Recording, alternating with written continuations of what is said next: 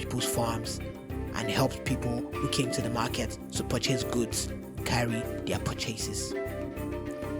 Zahra was heartbroken that her mother could do such a thing to the first man she had genuinely loved. Zahra's radiant smile disappeared, and instead, in its place, was a constant sadness that was difficult to overcome. She became sad and lacked the energy to do anything. Zahra started eating less and looked very sickly. Her once curvy body now looked slim and malnourished. Amara was worried about her daughter and missed how lively and bubbly she used to be. But she consoled herself, saying she was just being childish.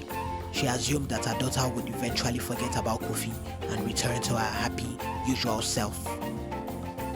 Amara's heart was heavy for her daughter, but she felt like she was doing the right thing for her daughter. One day, while Amara was at the stall in the market square, Zahra went to the forest to gather poisonous herbs and ingested them in an attempt to stop the nightmare that was now alive. No one was at home when she ingested the herbs. In a few minutes, Zahra stopped breathing.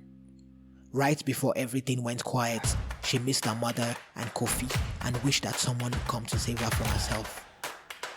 It was almost as if the gods heard her.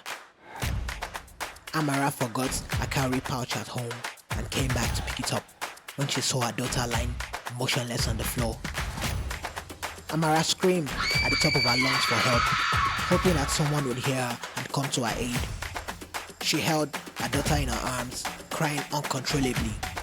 In that instant, she was ready to do anything to have her daughter breathe again. Luckily for her, Kofi decided to come and check on Zahra because he had not seen or heard from her in a while. He heard Amara scream from outside and quickly ran into the room. He saw Amara holding a lifeless daughter in her arms and the remnants of the herbs that she consumed on the floor. Kofi immediately ran into the bush nearby and plucked a few remedial herbs that he learned to make from his days as a farmer. He crushed the herbs together to squeeze out the liquid. He poured the resulting liquid into Zahra's mouth and then held her up. Amara could not do anything but watch as these events unfolded. All she could do was sob quietly. In a few seconds, Zahra jerked and vomited what she had previously swallowed. Kofi then gave her some palm oil mixed with highly heated powdered charcoal to prevent the poison from being absorbed into her system. By the time Zahra became fully conscious, she started crying, saying,